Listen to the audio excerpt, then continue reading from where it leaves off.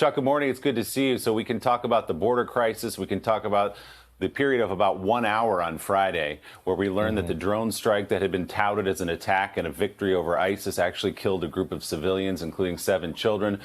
France recalling its ambassadors from Washington because of that nuclear deal they were cut out of between the United States and the UK and Australia. And also the COVID booster news. That all came on Friday. How is the White House managing all this, and what do you expect to hear from the president at the UN on Tuesday? Well, look, I think he's got a pretty big credibility crisis on his hands, because all of these problems in some ways showed up after he said something basically the exact opposite. Afghanistan withdrawal wasn't going to be messy. This wasn't going to look like Saigon.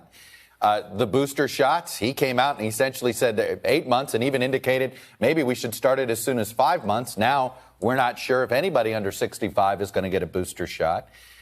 So, he's had, and of course the border has been, whether this is, we can talk about the border problems. You could say there's years in the making.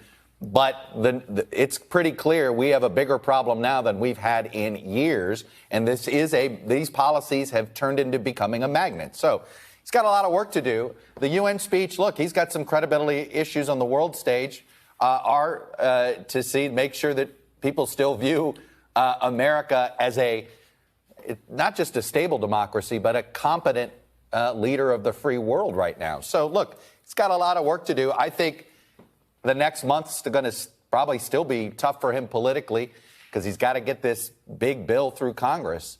If he can get that thing passed, Willie, I think he can start to, take a few breaths here a little bit. But he's got a lot on the line here this month, that's for sure.